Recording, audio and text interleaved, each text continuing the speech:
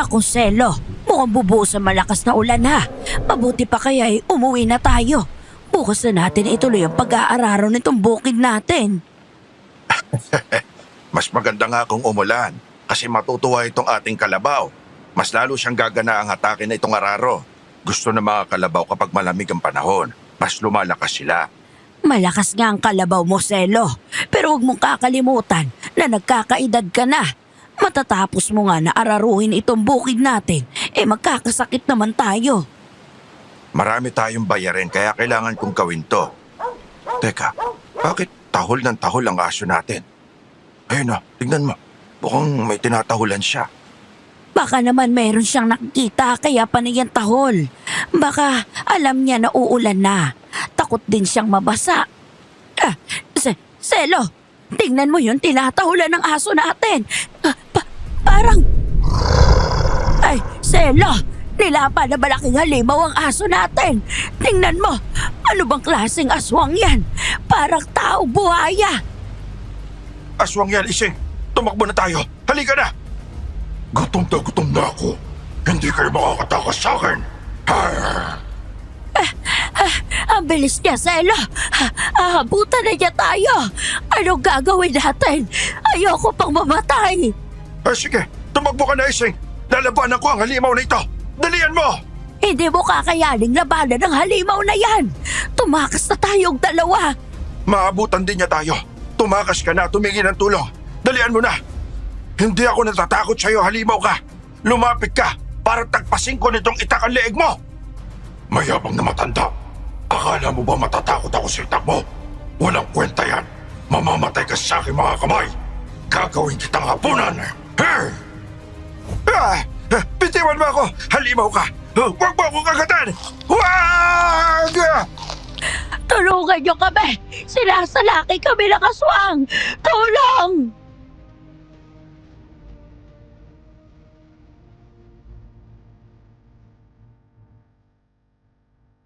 Madalas na sinasabi ng mga matatanda na ang pag-aasawa ay hindi parang kaning mainit na dagling isusubo na kapag napasok ay dagling iluluwa.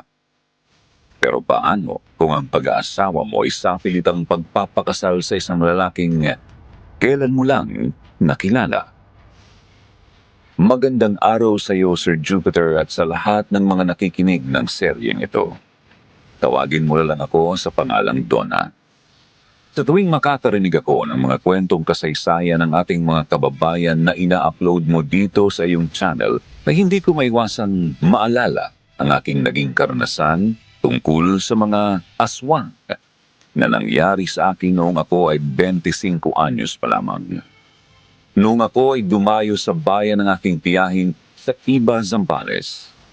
Hindi ko na lang babanggitin ang mismong baryo para na rin sa pagkakakilanlan ng mga taong nasa sangkot sa kwentong ito.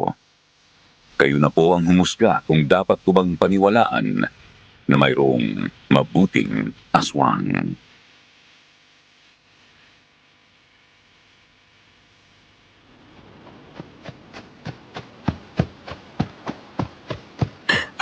Tulungan niyo ako. Para niyo ng awa. Tulungan niyo ang asawa ko. Aling Ising, anong nangyari? Abay, bakit kayo sumisigaw? Kapitan Renato, tulungan niyo ang asawa ko si Selo. Nandun siya sa bukid. Sinalakay kami ng aswang. Aswang ba talaga ang sinabi mo, Aling Ising? Oo, Kapitan Renato. Hinarang niya ang aswang para lang ako makatakbo. Para niyo ng awa. Tulungan niyo ang asawa ko. Mga kasama tayo na. Puntahan natin si Mang Selo. Ang Diyos ko, sana naman ay wala pang masamang nangyari sa kanya. Ayun ang kalabaw namin, Kapitan Renato. Doon ko iniwanan si Selo kanina. Tayo na mga kasama. Humanda kayong lahat. Tiyak na nandito pa sa paligid ang aswang. Kaagad na lumapit si Tia Ising sa kanilang kalabaw. Sa di kalayuan ay nakita nila na nakabulagta na sa putikan si Tio Selo. Patay na yun. Tirik ang mga mata at naliligo sa sariling dugo. May malaking sugat sa leeg na kinagat ng aswang. Wasak din ang tiyan at dibdib, tanda na kinuha na ang puso at atay niya. Nalulumong lumapit si Tia Ising sa bangkay at niyakap iyon.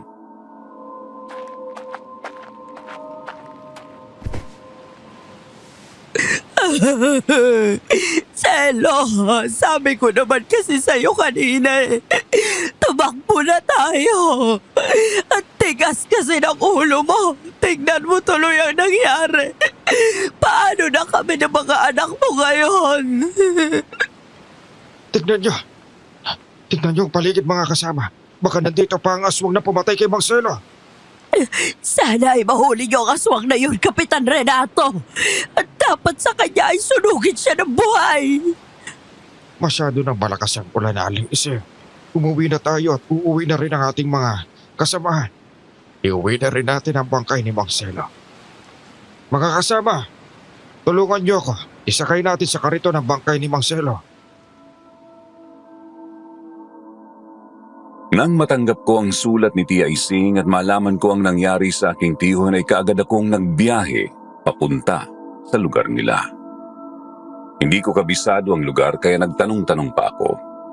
Gabi na nang dumating ako sa bahay ni Tia Ising. Marami ng tao sa labas ng kanilang bahay. Mayroong lona na inilagay sa harapan ng bahay. Mayroon ding mga lamesa at upuan. Kaya ang mga taong nakikipaglamay ay kung ano-ano ang ginagawang laro gamit ang mga baraha at bingo. Hindi muna ako pumasok sa loob ng bahay. Mabigat ang aking loob habang iginagala ko sa paligid ang aking paningin.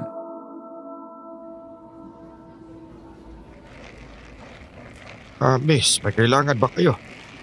Magandang gabi po. Dito po ba ang bahay ni Tia Ising? Ito nga yun. Sino ka ba? Pamangking niya po ko. Galing pa ako ng Bulacan. Sige, tumuloy ka na. Nasa loob lang ang tiyang Ising mo. Mabuti naman at mayroon na siya kamag-anak na dumatay. Salamat po.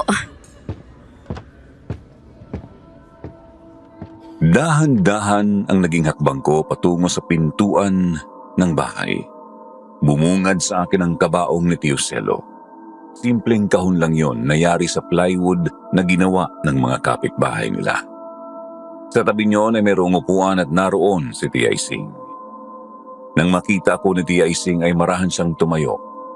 Luhaan ang kanyang mga mata. Nanginginig ang kanyang mga labi. Humakbang siya palapit sa akin.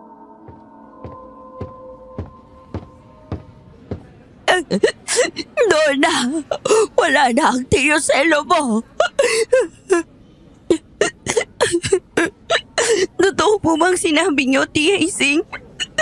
Aswang ang pumatay kay Tio Selo. Oo, totoo yun, Donna. Isang aswang na malupit ang gumawa niya sa kanya. Napakasama niya. Dahil sa kanya ay mahihirapan na akong itaguyod ang mga pinsan mo. Huwag po kayo mag-alala, Tia Ising. Tutulungan ko kayo. Hindi ko po kayo pababayaan at hindi na muna ako aalis dito. Salamat, Donna. Napakabuti mo talagang bata. Tumatanaw lamang po ko ng utang na loob. Malaki ang naitulong sa akin ni Tio Selo, lalo na magkasakit ang itay ko.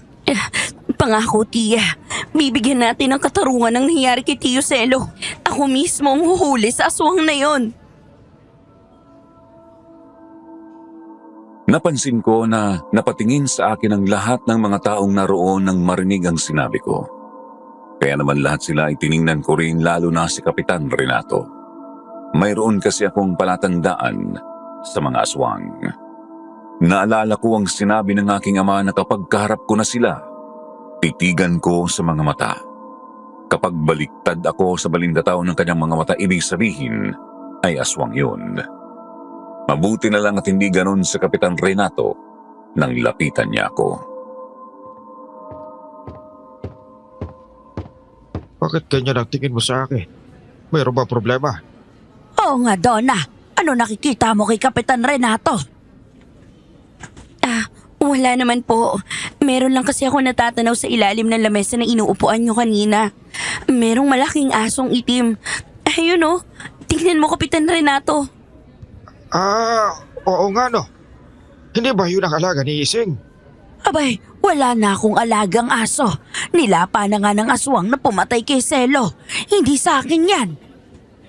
Kung ganun, ay hindi magandang pakiramdam ko sa asong itim na to, Tia Ising. Parang naghihintay lang siya na malingat tayo. Tsaka niya pupuntahan ng kabaong ni Tio Selo at kakainin. Ibig sabihin, aswang ang aso na yan.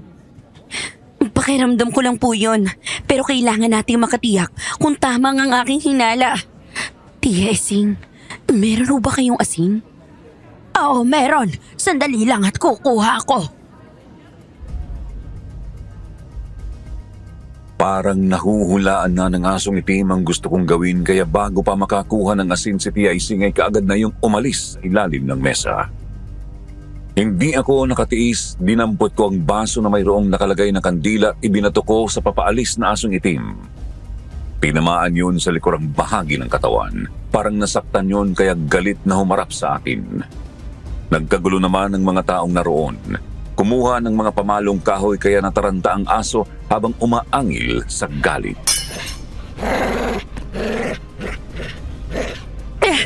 Tama nga ang hinala ko. Aswang ang aso na yan, Kapitan Renato. Mga kasama, harangin niyo ang aso na yan! Aswang yan! Paligiran niyo! Heto na ang asin, Donna. Tama talagang itay ko. Ang mga aswang ay binabalikan ng mga biktima nila kapag nakaburol ng mga ito. Humanda ka sa akin ngayon. Tikman mo itong asin. Pirain mo na, Goryo! Sa ulo mo matamaan! Ha? Hindi ba lang tinabla ng aswang? Lumayo ka sa kanya, Goryo. Baka makagat ka. Hindi siya tatablan sa ulo, Kapitan Renato. Pabaliktad ang pwesto ng mga aswang kapag nasaan yung hayop sila. Sa bandang puwitan niyo paluin. Naroon ang kanyang ulo. Ganun ba? Sige, anong gagawin natin mga kasama? Sa bandang puwetan niyo sila paluin! Dahil sa sinabi ko ay sumunod naman ang mga taong naroon. Hindi na nga nila pinabayaang makaalis ang asong itim. Sa likurang bahagi nga ng katawan yon ay ang punteriya ng mga tao. Nang makakuha ng tiyempo sa Kapitan Renato at makabuelo ay pinalo niya ang asong itim. Nahilo yun at bumagsak. Bago pa magkabangon ay pinalo pa ulit ni Mang Goryo sa katawan. Ang isang lalaki naman na naroon ay pinalo ulit sa gawing likuran ng malaking asong itim. Agaw buhay iyon nang magulat ang mga tao. Naging isang matandang babae. Totoo nga ang sinabi mo, Donna. Aswang nga siya at ang kahinaan niya ay ang sa bahaging yon. Kilala niyo po bang aswang na yan? Hindi ko kilala ang matandang yan. Hindi siya taga rito sa atin. Ang lakas ng loob niya na tumayo pa rito para lang kainin si Selo. Ang walang hiya na yan. Patay na nga ang asawa ko. Gusto pang biktimahin. Mabuti nga sa kanya. Naiganti na natin si Tio Selo. Matatahimik ng kanyang kaluluwa at iising. Hindi pa, Donna. Hindi ganyan ang aswang na nakita kong pumatay sa Tio Selo mo. Para siyang taong buhaya. Abwak ang tawag sa ganong klaseng aswang. Malalakas sila at malulupit. Sino mang nagiging biktima nila ay hindi na nabubuhay. Tama ka, Kapitan Renato. Ganun nga kalupit ang aswang na pumatay kay Selo. Pati nga ang alaga naming aso ay hindi niya pinatawad. Kaya dapat sa kanila kapag nahuli ay sunugin ang buhay. Narinig niyo ba yun? Nakakatakot naman ang alulong ng aso. Naku po, bakit bigla naman lumakas ang hangin? Teka, nasaan ang aswang na yon? Sigurado ako na kinuha na siya ng mga kalahi niya. Ganyan ang pamamaraan nila kapag namatay na kanilang kalahi. Ang nakakatakot lang ay baka gumanti sa mga taga rito o mga kalahi ng aswang na yun. Parang lalo lang naging komplikado ang lahat, Donna. Huwag po kayong mag-alala, Tia Ising. Hindi ko naman kayo iiwanan dito. Kung gusto nyo, kapag nailibing na si Tio Selo ay sumama na lang kayo sa akin, pabalik ng Bulacan. Pwede naman nga yun. Kaya lang, hindi pa kami pwedeng umalis kahit na mailibing na natin si Selo. Bakit naman po, Tia? Ano ang dahilan at hindi kayo pwedeng umalis dito? May malaki akong pagkakautang kay Senyor Saldi. Kailangan ko muna mabayaran yon bago ko umalis dito. Sino naman po ang Senior Saldi na yun? Siya ang pinakamayaman dito sa aming bayan. Halos lahat ng mga taga rito ay malaki ang pagkakautang sa kanya. Yung mga ginagamit naming puhunan sa mga lupa naming sinasaka ay inuutang namin sa kanya. Kaya lang madalas na hindi nagiging maganda ang ani ng mga palay at gulay. Kaya hindi kami nakakabayad. Puro tubo lang ang naibabayad namin. Tapos ay uutang ulit ng panibago para makapagsaka. Kaya ayun, patong-patong na ang utang. Nako, mahirap nga po ang ganyan. Lalo na po ngayon na wala na ang Tiyo Selo. Paano pa kayo makakapagsaka niyan? Napabuntong hininga na lang si Tia Ising tapos bumalik siya sa loob ng bahay. Lumapit sa kabaong ni Tio Selo at muling umiyak. Awang-awa ako sa kanya kaya niyakap ko na lang siya. Madali ang naging paglipas ng mga araw. 3 araw lang pinaglamayan si Tio Selo matapos ay inilibing na namin siya dahil ng mga panahong yun. Walang-wala kaming pera kaya hindi siya naimbalsamo. Nangangamoy na ang bangkay niya kaya kahit masakit sa kalooban ay inilibing na namin siya.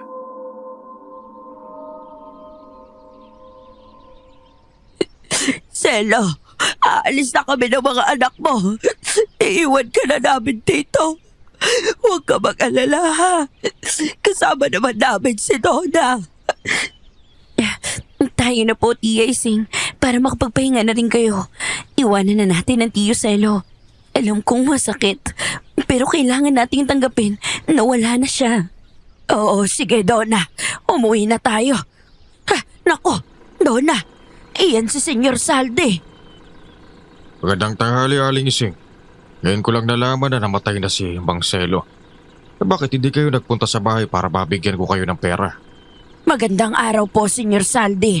Hindi na po ako pumunta sa inyo dahil napakarami na kasi ng utang namin. Hindi na namin makakayang bayaran. Paano ngayon ang magagawa natin? Aling Ising, wala na ngayon si Mang Selo. Mababayaran niyo po ba ako? Senyor Saldi, gagawa ko ng paraan para mabayaran namin ang pagkakautang ni na Tia Ising. Magkano po ba yun? 300,000 piso ang utang niya sa akin. Ha? 300,000 piso? Napakalaki naman pala. Oo, ganun kalaki. Ganun kalaki ang utang sa akin ng tiyahin mo. Mababayaran mo ba ako? Sa ngayon hindi pa. Wala pa akong hawak na ganyan kalaking pera. Gawan niyo yan ang paraan. Malapit na ang araw na nasa kasunduan na pinirmahan ni Mang Selo kung kailan ibabalik ang pera ko. Sige po, pipilitin namin na gawa ng paraan na maibalik yun. Bigyan niyo lang kami ng kaunti pang panahon. Sige, babalik na lang ako sa araw na napagkasunduan natin. Inaasahan ko na may babalik niyo sa akin ang pera ko. Hindi ako nakakibo. Sa isip ko paano ko maibabalik sa kanya ang ganoon kalaking halaga. Saan ko kukunin yun? Ano kaya ang mangyayari kung hindi kami makakabayad sa takdang panahon? Nagkatinginan na lamang kami ni Tia Ising habang nakatanaw kay Zaldi. Nang muli iyong sumakay sa kanyang kotse at umalis sa lugar na yun. Nang mawala na siya sa aming paningin ay bumalik na kami ni Tiang Ising sa bahay nila.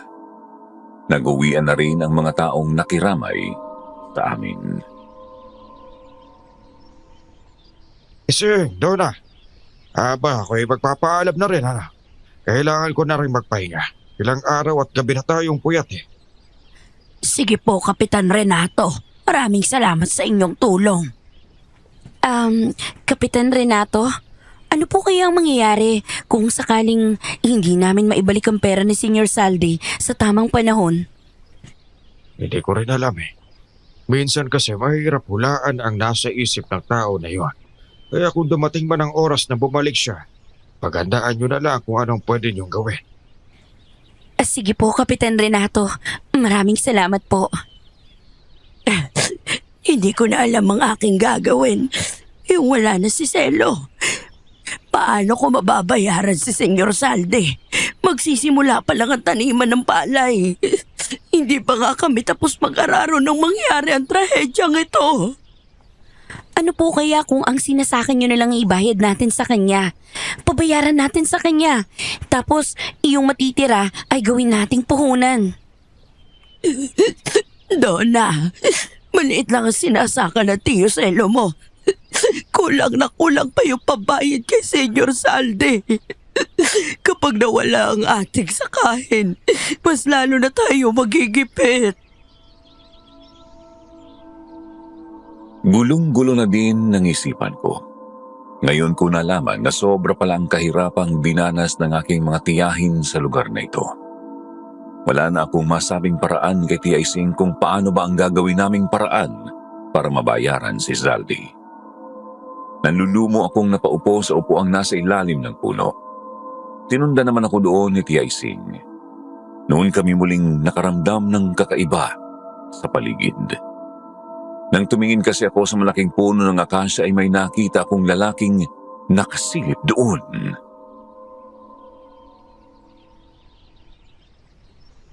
Tia Ising, parang may tao sa likuran ng puno ng akasya. Wala naman ako nakita, Donna. Nagtago na siya sa likuran ng puno na makita niya na napatingin ako sa kanya. Diyan lang po kayo at titingnan ko kung sino yon. Aba, teka, ako. Mag-iingat ka. Baka kung ano ang gawin sa'yo ng lalaking yan. Huwag kayong mag-alala, Tia Ising. Kaya kong sarili ko. Pumasok na po muna kayo sa loob ng bahay. Sasamahan na kita, Donna. Dito lang ako sa likuran mo.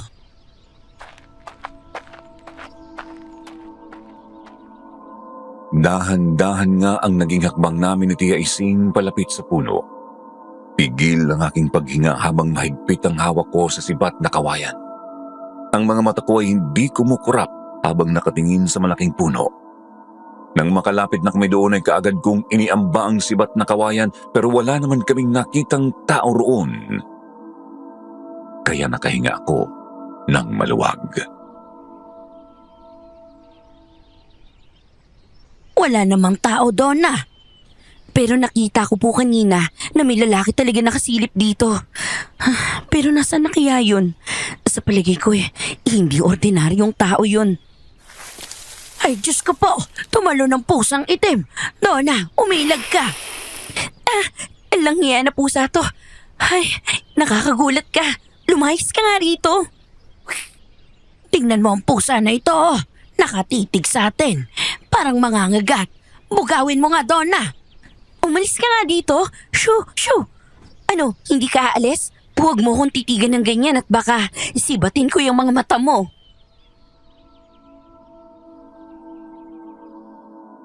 Nang iangat ko na ang sibat na kawayan ay sakalang tumakbo papalayo ang pusang itim.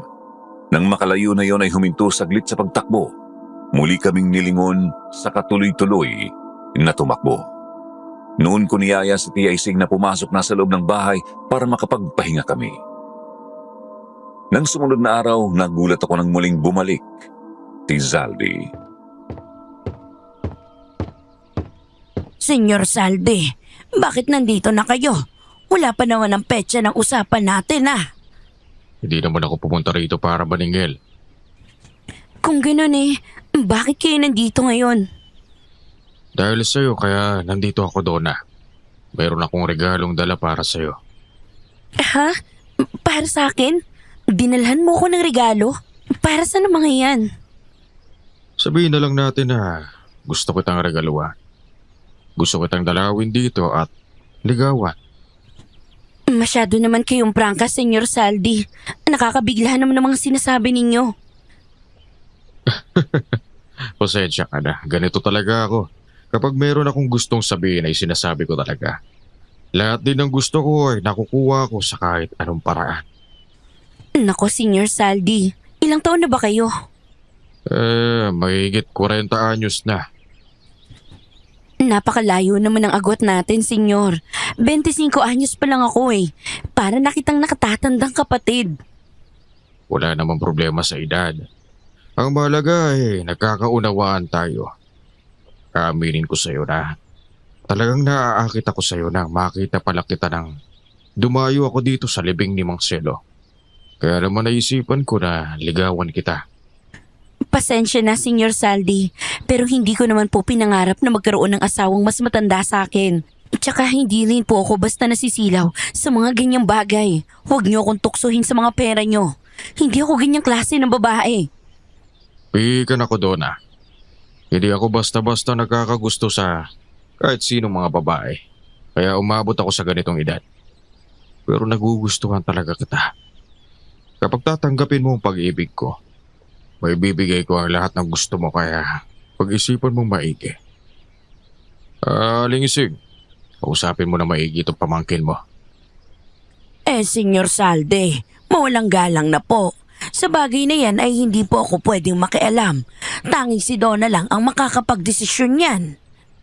Sige, ikaw ang bahala, Aling Ising. Hindi na rin ako magtatagal. Umaasa ako na magbabago ang desisyon mo, Donna. Hindi na yun magbabago. Kagaya ng sinabi ko, hindi ako mukhang pera. Kahit ganito kami kahirap, hindi mo ako mabibili ng salapi mo. Pasensya na kung nainsulto kita sa mga dinala kong regalo. Pero sana, bigyan mo ako ng pagkakataon. Nang gabing yun, kinausap din ako ni Tia Ising tungkol kay Zaldi at iniaalok nitong magandang kapalaran. Subalit, sinabi niya na ako pa rin ang masusunod sa mga bagay na yon. Matutulog na sana kami nang mayroon kaming naramdaman sa paligid ng aming bahay.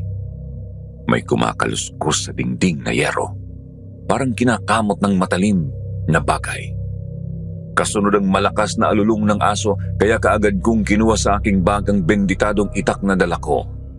Marahan akong sumilip sa siwang ng bintana. Anong nakikita mo, Donna? Iyong aso, Tia Ising. Ayun o, umaalulong. Para bang meron siyang nakikita na nakakatakot. Diyos ko naman, baka binalikan tayo ng kamag-anak ng aswang na napatay natin. Huwag po kayong magpapakita ng anumang kahinaan sa mga aswang.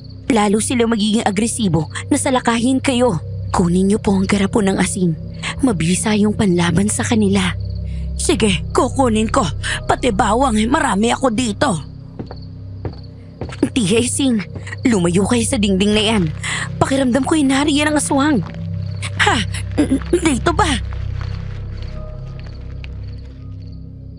Bago pa makalayo si Tia Ising sa gilid ng dingding na yari lamang sa sawali ay lumusot doon ang isang mahaba at maitim na kamay ng aswang. Maiitim at mahahabang balahibo niyon. May matatalas na kuko. Ang mahabang buhok ni Tia Ising ang nahablot niyon at pilit na hinahatak palabas ng bahay. Donna, tulungan mo ako. Nahawakan niya ang buhok ko. Tia Ising! Bitawan mo siya! Impakto ka! Matigas ang ulo mo ah. Humanda ka. Puputulin ko ang kamay mo, walang hiya ka. Sinabi ng bitawan mo ang Tia Ising ko. Tagayin mo pa ulit, Donna, para bitawan na ako ng walang hiyang to. Iyon talagang gagawin ko, Tia. Hindi naman kayo bibitawan ng aswang na yan hanggat hindi kayo nakukuha. Salamat, Donna. Naputol mo ang kamay niya kaya hindi niya ako nahatak palabas. Nasa paligid pa siya. Anumang oras ay aatake ulit yan, kaya maging alerto kayo. Ha? Hindi pa ba siya umalis kahit naputol lang kamay niya? Lalo lang siyang nagalit. Hindi siya papayag na hindi makaganti, lalo na at nasaktan siya. Nalintikan na. Bakit, Donna? Anong sinisilip mo dyan? May dumating pang isa, Tia Ising. Kakaibang uri naman ng aswang. Parang hugis tao, pero ang ulo ay sabay hawak. Anong klase bang aswang to? Halika rito, Tia. Naku, Donna, ang aswang na yan. Siya ang pumatay sa tiyo selo mo. Hindi ko makakalimutan ang itsura ng walang hiyang yan. Sabi ni Kapitan Renato ay abwak ang tawag sa kanya. Baka magtulong sila na pasukin tayo dito. Pero parang hindi sila magkasundo. Ayun o, nag-aaway na sila. Di nagtagal ay nakita namin na nag-aaway na ang dalawang aswang. Naging mabangis ang kanilang pag-aaway hanggang sa makita ko na tumakbo na ang aswang na naputulan ko ng kamay. Hinabol naman yun ang aswang na abwak hanggang sa maglaho sila sa dilim. Taka lang ako nakahinga ng maluwag.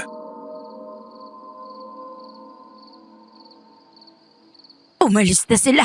Tumakbo na ang aswang na naputulan ng kamay. Hindi na kaya babalik ang mga yon. Nag-aagawan sila sa atin, Tia Ising. Gusto ng isa na siyang narito. Hindi pumayag ang isa kaya nag-away sila. Tiyak na sino man ang manalo sa kanila ay siguradong babalik dito. Bakit kanya ng mga halimaw na yan?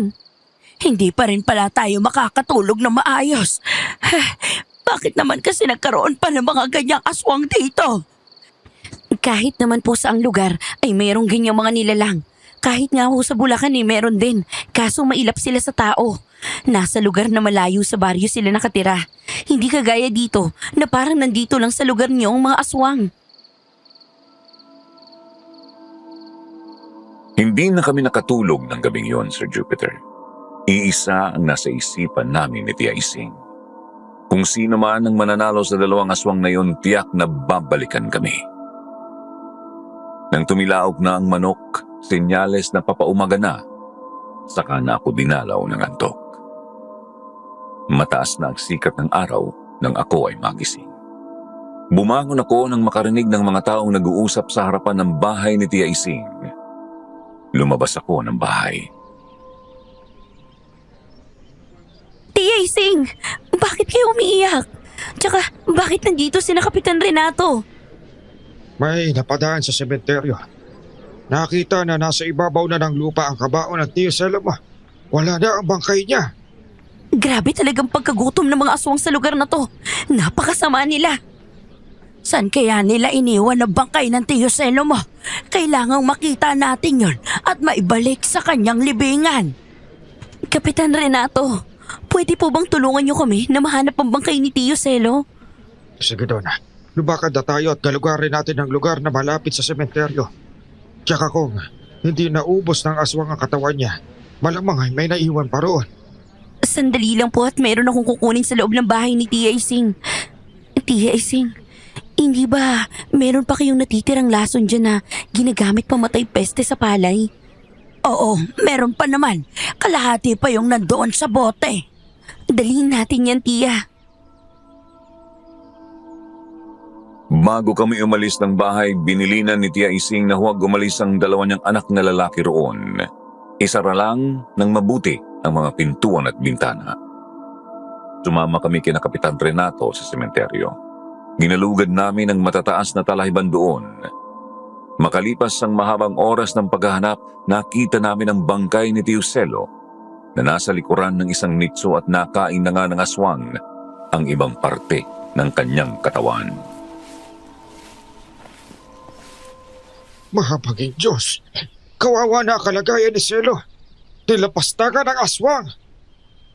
Iyan na po ang huling pagkakataon niya na mapapakilaman ng bangkay ni Tio Selo, Kapitan Renato. Dahil sa susunod, buhay na niya ang kapalit. Bakit, Donna? Anong plano mo? Lalagyan ko ng laso ng buong katawan ni Tio Selo para wala na makialam sa kanya. Sige na, Donna. Ngayon na ibalik na sa kabaong ang Tio Selo mo. Ilagay mo na ang laso na yan. Ganoon nga ang ginawa ko bago takpan ng kabaong ni Tio Selo at ibalik sa hukay. Tinabunan namin ng lupa bago kami tuluyang umalis sa sementeryo. Nang sumunod na araw, muli nga naming nalaman na may aswang na humukay sa bangkay ni Tio Selo.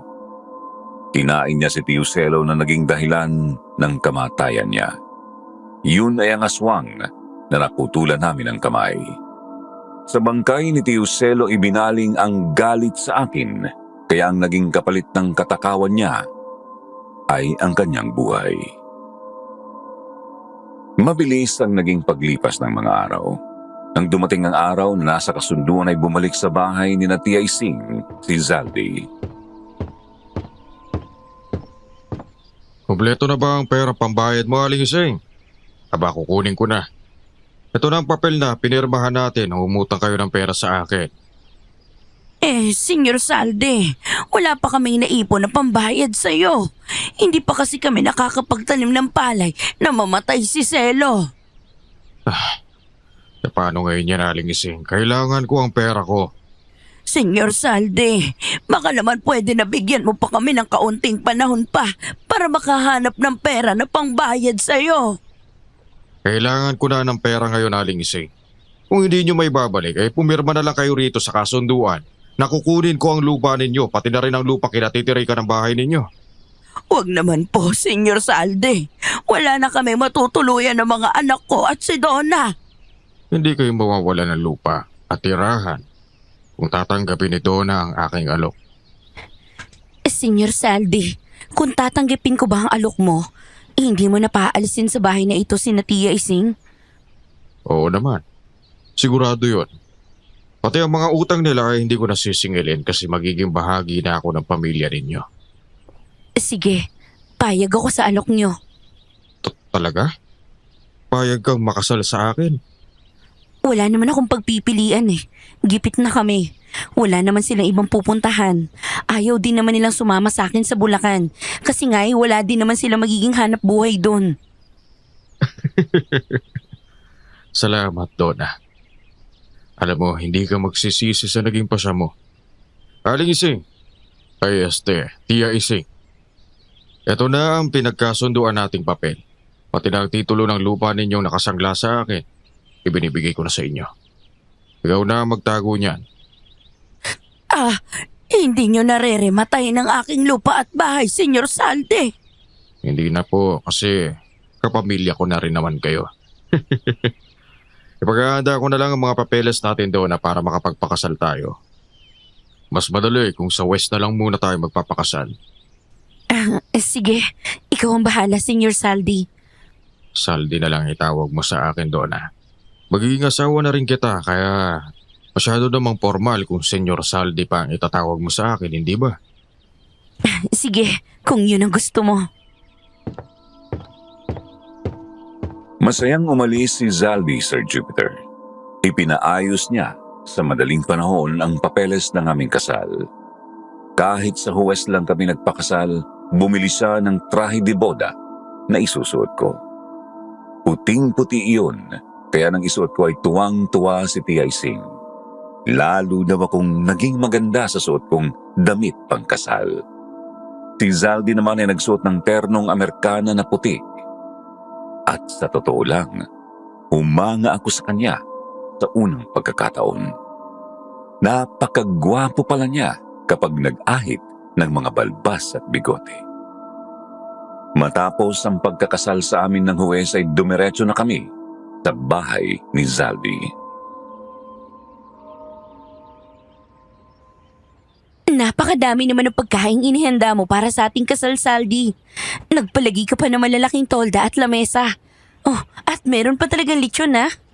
Sinabi ko naman sa iyo, Donna. Gusto kong maging masaya ka lalo na sa araw ng ating kasal. Tia Ising, papasukin mo nga ang mga bisita para makakain na. Sige. Kapitan Renato, simulan na natin ang kainan. Tayo na, mga kasama. Binabati ko kayo mag-asawa, Donna, Senyor Saldi. Nawa ay maging maayos at masaya ang inyong pagsasama. Maraming salamat, Kapitan Renato. Umaasa naman talaga ako na magiging masaya kami ni Donna. Oo nga po, Kapitan Renato. Kahit naman madalian ang ginawa namin ito, ay tsak naman na magiging maayos ang lahat. Donna, pasensya ka na sa akin ha. Nadamay ka pa sa problema ko. Nakapag-asawa ka tuloy nang wala sa oras. Ayos lang po yun, Tia Ising. Naniniwala naman ako na bawat nangyayari sa buhay ng isang tao ay nakasaad na sa kanyang kapalaran. Kaya kung ito ang naging kapalaran ko, tatanggapin ko. Pero sa totoo lang ay napakaswerte mo kay Senyor Saldi. Dahil ikaw ang pinili niyang pakasala. Aba maraming babae na tagagad na mapansin ni Senyor. Pero ikaw ang pinili niya. Nako, ikaw naman Kapitan o. Huwag mo nang binabanggit ang mga nakaraan. Baka isipin ni Donna ay marami ng babaeng dumaan sa akin. Ang nakaraan ay nakaraan na, Saldi. Wala namang problema sa akin yun. Sige na, kumain na tayo. O sige na mga kasama, kumain na tayong lahat.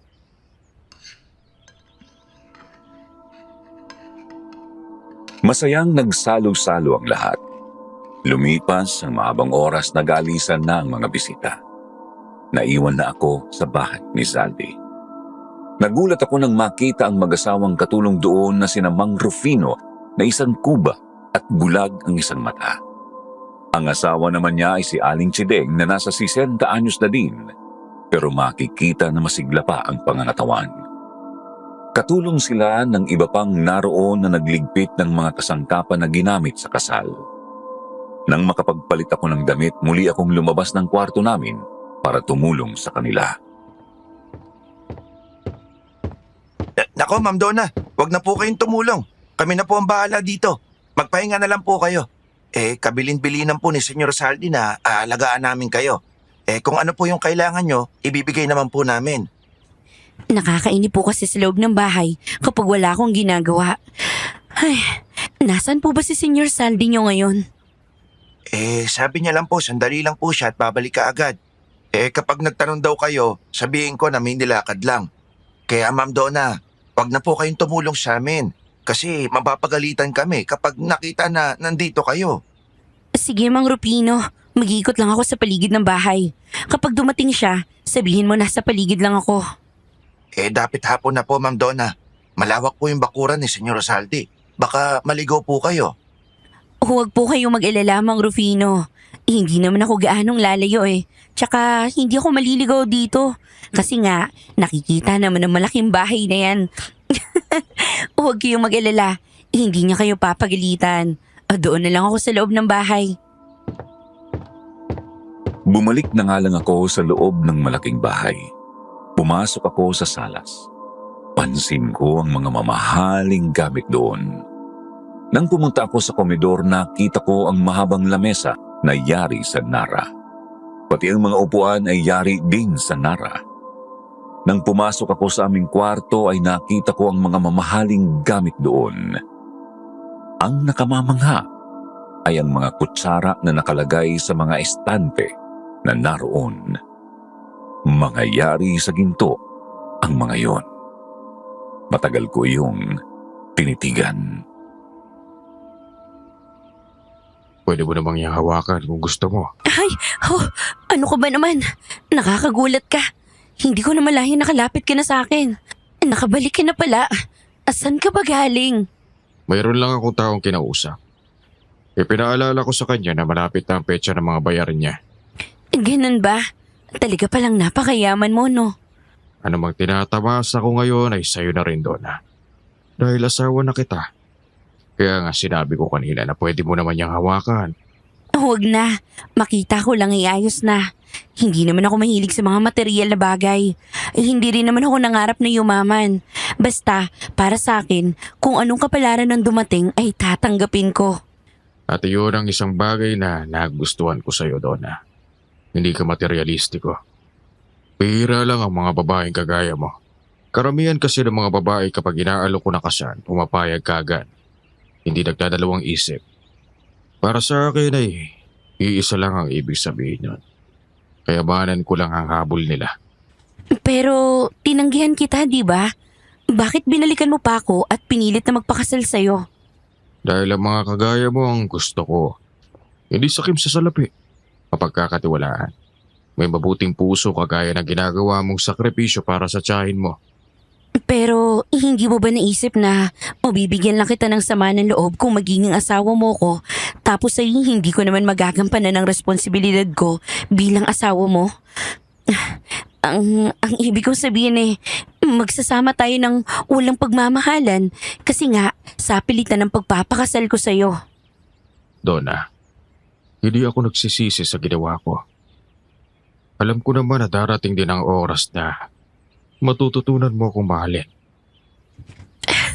Ngayon pa lang humihingi na ako ng paumanhin sa'yo sa Alde. Kung... Huwag ka na umiyak. Ayos lang naman sa akin kung hindi mo pa ako magagawang mahalin sa ngayon, Donna. Handa naman akong maghintay hanggang sa matutunan mo akong mahalin at ibigay mo sa akin ang iyong sarili. Pero honeymoon natin ngayon. Ayos lang ba sa'yo na walang mangyayaring ganun sa atin? Kagaya ng sinabi ko, wala kang dapat ipag-alala. Handa akong maghintay. Kasi nga, mahal kita. Pasensya na rin kung nauna ang kasal bago sa ligawan. Liligawan mo ko? Oo naman. Bakit naman hindi? Simulan natin sa tagpo na nagkakilala tayo. Hindi ko iisipin na asawa na kita. Miss, ako nga pala si Saldi. Ano nga pala ang pangalan mo? Parang ang corny naman yata. Sige, ako nga pala si Donna. Ayos, ganyan nga. Walang corny sa tao nagmamahal. Pwede ba kitang lagawan kasi nang makita kita, hindi na nawala ang itsura mo sa isipan ko. Sige na nga, kung gusto mo akong ligawan, pwede naman. Sisimulan mo na ba ngayon? Oo naman. May regalo ako para sa'yo. May ipinabili akong singsing na gusto ko. Ikaw na lang ang magsuot. Ito, tignan mo. Wow, ang ganda naman yan. Kaya lang hindi ko matatanggap kasi tsak ako na mahal yan. Huwag mo naman sanang tanggihan.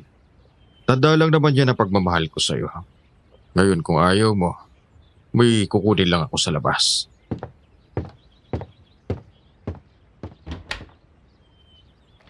Ito ang basket ng mga prutas na alam ko magugustuhan mo.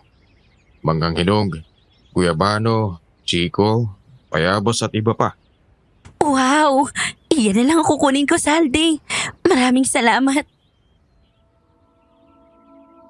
Natutuwa akong naupo sa magandang kama na naroon. Kinuha ko ang guyabano sa basket at kinain ko yun. Matamis na maasim kaya naman nagustuhan ko. Nagpaalam naman si Zaldi na aalis ulit. Nang makalabas na siya ng kwarto ay inubos ko na ang guyabano. Nakaramdam na rin ako ng pagod at antok kaya natulog ako. Tama. Maghahating gabi na nang ako ay magising. Naramdaman ko kasi na may mga yabag sa tapat ng kwarto namin. Bumangon ako at sumilip sa pintuan. Nakita kong pumasok sa kabilang pinto si Zaldi. Sinundan ko siya. Anong nangyari sa'yo? Bakit marami kang dugo sa kamay mo? Ayos ka lang ba?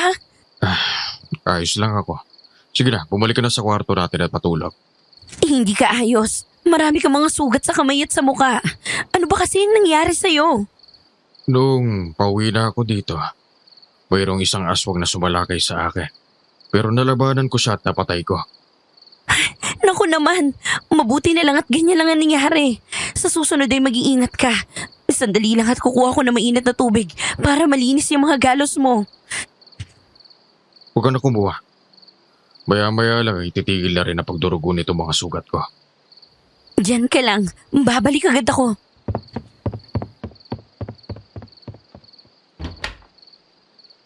Nandito na ako. Hubarin mo na yung damit mo. Puro dugo na yan eh.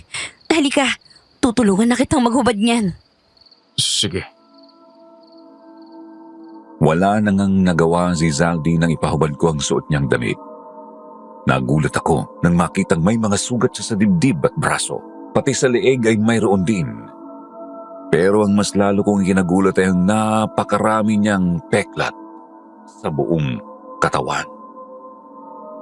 Mayroong malalaki at maliliit. Natigilan ako habang nakatingin kay Zaldi. Bakit ganyan ang tingin mo sa akin? May problema ba? Bakit ang dami mong peklat? Yung iba, sobrang laki. Nagkaroon ako ng ganyan mga peklat na maaksidente ako sa motor. Nawala ng preno at nahulog sa bangin dahil sa matulid ako magpatakbo. Nasugatan ako ng maluba. Swerte nga dahil nabuhay pa talaga ako. Ay, ang dami mo nang peklat, dinagdagan pa ng aswang na yon. Nakakainis siya. Ang puti ng katawan mo kaya kitang-kita ang mga peklat na yan. Hayaan mo na. Ang mahalaga ay buhay pa naman ako. Eto, nakakausap mo pa rin naman ako. Nakakainis ka naman eh. Mag-iingat ka naman sa susunod. Hindi pa nga kita sinasagot. Baka mabiyuda na ako na maaga niyan. Sa sinabi kong yon, napatawa na lang si Zaldi kaya naman tumawa na din ako. Matapos ay pinagpatuloy ko ang paglilinis sa kanyang mga sugat. Nilagyan ko rin yon ng gamot. Nang maampat na ang pagdurugo ng mga sugat niya, tinapalan ko ng bulaklak na mayroong gamot bago tinalian ng malinis na tela. Niyaya ko na rin siya sa aming kwarto para magpahinga. Dito rin ba ako matutulog sa tabi mo? Oo naman, kama mo nga to eh. Ako nga lang ang makikitulog. Pero huwag ka malikot ha. Oo naman. Tahimik lang naman ako matulog. Sige na, magpahinga na tayo at malalim na ang gabi. Ngumiti ng tipid si Zaldi matapos ay natulog na kami. Mabilis ang naging paglipas ng mga oras. Nakatulog din ako ng mahimbing. Nang magising ako, mataas na ang sikat ng araw. Gulat ako nang ganap kong imulat ang aking mga mata. Magkalapit ang mga mukha namin ni Zaldi. Nakangiti siya sa akin, tapos ay napansin ko na nakadantay pala ang hita ko sa katawan niya. At ang aking kamay ay nakayakap sa kanyang dibdib, kaya hindi siya makabangon. Naku po, sorry. Ang mga sugat mo, nadaganan ko pala. Ayos lang. Hindi naman masakit. Alam kong mahimbing ang tulog mo kaya pinabayaan na lang kita. Ano bang sinasabi mo na maayos ka na? Patingin nga ng mga sugat mo sa dibdib. Teka, kagabi lang ay sariwa pang mga sugat mo ah. Ala, bakit ngayon ituyo na kaagad? Bakit parang ang bilis naman yata maghilom ng mga yan? Hindi ko nga rin alam eh. Kahit nga ako nagtataka rin. Ang bilis maghilom ng mga sugat ko. Alam mo bang nag-aalala ako sa iyo kagabi? Natakot ako kasi ang dami mong dugo. Mabuti naman ngayon at maayos ka na. Nag-aalala ka pala sa akin kagabi? Teka, nakatulog ka ba na maayos? Oo, ang himbing na tulog ko kaya nga hindi ko namalayan na nakiyakap na pala ako sa iyo. Ang tigas pala ng mga muscle mo sa dibdib at braso. Lalaking lalaki talaga. At ikaw naman ay ang lambot ng mga palad at katawan mo. Babaeng babae nga talaga. Muli kaming nagkatawanan ni Zaldi. Habang lumilipas sa mga araw ay nalaman ko na mabait talaga siya. Talagang inalagaan niya ako. Habang hindi ko pa siya tinatanggap ay hindi niya ako pinwersang ipagkaloob sa kanya ang aking sarili. Ipinagpatuloy niya ang panliligaw niya sa. Kaya naman sa pagdaan ng mga linggo, unti-unti na akong nahuhulog kay Zaldi. Hanggang sa maramdaman ko na mahal ko na rin siya. Tinanggap ko ang pagmamahal niya. Tinatanggap mo na ang pagmamahal ko sa'yo? Oo, Saldi. Mahal na rin kita kasi napakabuti mo sa akin. Salamat, Donna.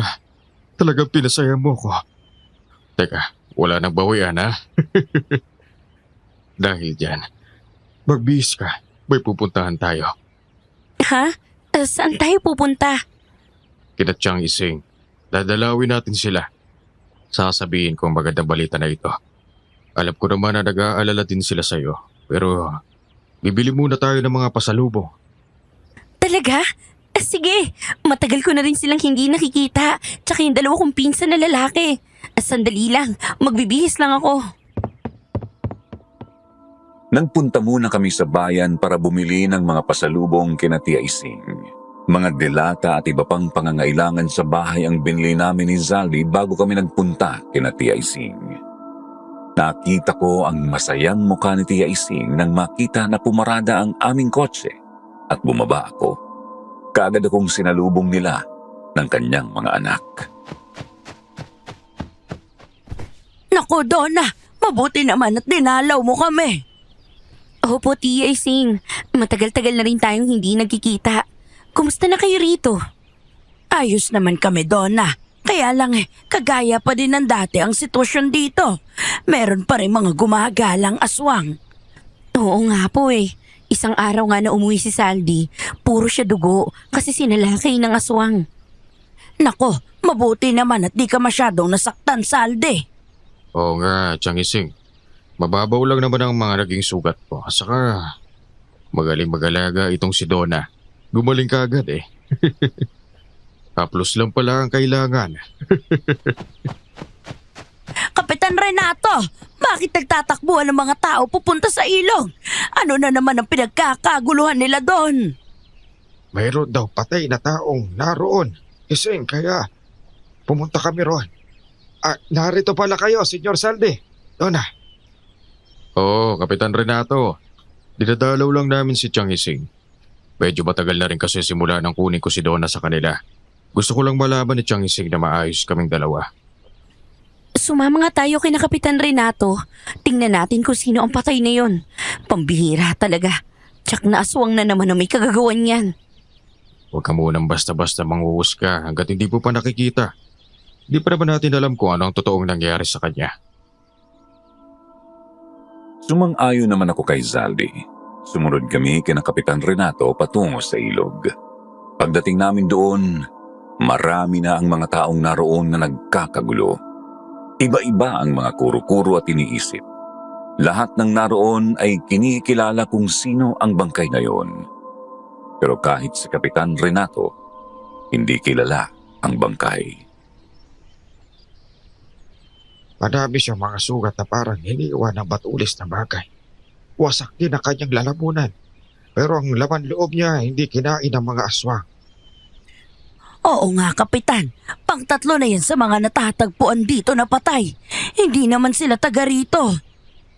Ibig sabihin ay naligaw lang ang mga yan sa baharyong to tapos ay naabutan sila ng aswang at pinatay dito? Pero bakit naman kung kailan gabi ay saka pa sila pupunta sa ating lugar? Di kaya manunugis ng aswang ang mga ito. Kaya lang ay nagkataon na mas malakas ang aswang na nakakalaban nila. Pwede rin naman ang mga aswang din ang mga yan, Kapitan Renato. At meron din silang nakalaban na malakas na aswang. Ibig mo bang sabihin, senyor, ay naglalaban ang mga kapwa aswang? Oo. Dahil may mga aswang na ayaw pinakikilaban ng ibang aswang ang kanilang teritoryo. Kaya kahit papano nauuwi sila sa matinding labanan. Tama ang sinabi ni Saldi. Naaalala mo ba yung aswang na tinaga mo, Donna? Naputo lang kamay nun, di ba? Tapos may dumating na isa pang aswang na mas mabangis at sila ang naglaban. Tama nga, Tia Ising. Naalala ko na yon. Kung ganun nga ay mayroon talagang aswang na taga rito sa atin. At ang mga ito ay hindi natin kakilala. Mga dayo lang dito sa atin. Tama ka dyan, Kapitan. Kaya dapat ay palagi rin mag-iingat ang mga taga rito sa atin. Tama si Saldi. Kung kailangan na magronda gabi-gabi, yun ang gawin nyo. Kami na ang sagot sa kape at tinapay ng mga tao magpupuyat sa pagbabantay. Sige, yun ang gagawin namin. Kapag siguro nakita ng mga aswang na palagi may nagro-ronda, hindi sila dito tatayo para makamambiktima. Sige. Kapitan, alis na rin po kami. Nagbalik kami sa bahay ni Tia Ising. Kinuha ko sa sasakyan ng mga pasalubong namin sa kanila. Matapos ay nagpaalam na kami ni Zaldi sa kanila. Nang makauwi na kami ng bahay, kaagad akong nagtungo sa banyo at naligo. Ilang sandali pa ay lumabas na ako ng banyo na tanging tuwalya lang ang nakabalot sa aking katawan. Nang makita ko ni Zaldi, tumayo siya sa kama at lalabas sana ng kwarto. Bakit lalabas ka pa? Hindi ka ba napapagod? Magbibihis ka eh. Kaya dapat lalabas na lang muna ako. Hindi mo na kailangan lumabas, Saldi. Nakahanda na ako ngayon. Mahal na kita, kaya handa ko ng gampanan ng responsibilidad ko bilang asawa mo. Tama ba ang naririnig ko? Nakahanda ka na? Oo, mahal ko. Kaya isara mo na yung pintuan at yakapin mo na ako. Remember, ito ang unang honeymoon natin mula nang ikasal tayo. 3 buwan na ang nakakaraan. Salamat sa pagtanggap sa pagmamahal ko, Donna. Pangako, hindi ka luluwa sa piling ko. Matamis na ngiti ang nakita ni Zaldi sa aking mga labi. Kumikislap din sa tuwa ang aking mga mata lalo na nang makita ko ang maaliwalas na mukha ni Zaldi. Nang halikan niya ako ay yumakap na lang ako ng mahigpit sa kanyang mga bisig. Wala nang anumang salita ang lumabas sa aming mga labi. Tanging ang 4 na sulok ng aming kwarto ang naging piping saksi sa lahat ng kaligayahang naramdaman namin ni Zaldi ng pagkakataong yun. Makalipas ang mahabang sandali, nakatulog ako sa pagod. Mahabang oras akong nakatulog. Gabi na nang ako ay magising. Hinahanap kita sa kwarto nang magising ako. Hindi na kita nakita sa tabi ko. Nandito ka pala. anong ginagawa mo dito sa terrace? Pinagpamasdan ko ang liwanag ng buwan. Ang ganda niya, di ba? Bilog na bilog. Oo, talagang maganda siya. Masarap sa pakiramdam kapag pinagmamasdan. Kaya lang minsan naiisip ko na hindi lang ordinaryong tao natutuwa sa liwanag ng buwan. Lalong natutuwa ang mga aswang. Ano bang pagkakakilala mo sa mga aswang? Masasama silang lahat. Nakakatakot sila. Kinamumuhian ko ang mga aswang dahil sa ginawa nilang pagpatay kay Tio Selo na naging dahilan ng lalong paghihirap ng kanyang pamilya. Tsaka sinaktan ka rin nila, di ba? Muntik na ako maging byuda ng maaga. Ano naman ang gagawin mo kung sakali makakita ka ng isang aswang? Tatagain ko siya ng benditadong itak na daladala ko. Teka nga. Bakit ba yan ang pinag-uusapan natin? Wala lang. Naitanong ko lang sa'yo. Minsan kasi, mayroong mga aswang na umaaligid dito. Tama yan. Maging matapang ka palagi para makaya mo ipagtanggulang yung sarili. Nandito ka naman palagi sa tabi ko. Alam ko naman na hindi mo ako pababayaan. Kumain ka na ba? Hindi pa. Hinihintay nga kitang magising Halika na, baka nagugutom ka na rin. Hindi ko alam pero nakita ko ang lungkot sa mukha ni Zaldi ng pagkakataong yon. Hindi ko na tinanong kung ano ang mga bagay na gumugulo sa isipan niya. Nang makarating kami sa komedor, naroon pa si Aling Chedeng. Naghanda siya ng paborito kong ulam. Adobong pato. Mayroon ding hinog na mangga at saging. Wow! Ang sarap naman ng mga ulam na niluluto ni Aling Chedeng. Kaya lang parang patis lang ang nalalasahan kong pampaalat. Wala ba kayong asin? Alam kong kapag nagtagal-tagal ay itatanong mo na rin yan. Hindi talaga gumagamit ng asin si Aling Chedeng kasi nakakasakit ako kapag maalat ang pagkain. Yung bato ko kasi ay may problema. Ganun ba? Sige, hindi na lang ako maghahanap ng asin. Pwede na yung patis o kaya yung toyo. Oo, alam ko na yan. Alam ko na yan ang paborito mo kaya yan ang ipinaganda ko. Sige na, kumain na tayo. Ano naman yung kinakain mo? Kinilaw na pusit. Ito ang paborito ko. Gusto mo ba? Nako, ayoko ng kinilaw na pusit. Ikaw na lang ang kumain yan. Ayos na sa akin tong adobong pato. Kumain ka lang dito doon Lalabas lang ako ng bahay Rufino, bantayan mo sila doon at Aling Chedeng Opo, Senyor Zaldi. Huwag kayong mag-alala. Babantayan ko po sila. Hindi ko sila pababayaan. May problema ba, Saldi? Huwag kang lalabas ng bahay. Dito ka na. Maliwanag. Pero Saldi, ano ba talagang nangyayari? Sabihin mo sa akin nang hindi ako nag-aalala sa'yo. May nararamdaman akong umaaligid dito sa bahay. Sigurado akong may aswang dito. Lalabasin ko lang bago pa nila pasukin ang bahay ko. Pangako ka na hindi ka lalabas. Bago pa ako makasagot, lumabas na ng bahay si Zaldi. Patakbo naman akong pumasok sa aming kwarto at hinanap ko ang aking bag. Kinuha ko doon ang benditadong itak. Muli akong lumabas ng kwarto. Malapit na ako sa pintuan palabas ng bahay nang harangin ako ni Mang Rufino. Pero dahil nag-aalala ako kay Zaldi, hindi ako napigilan ni Mang Rufino.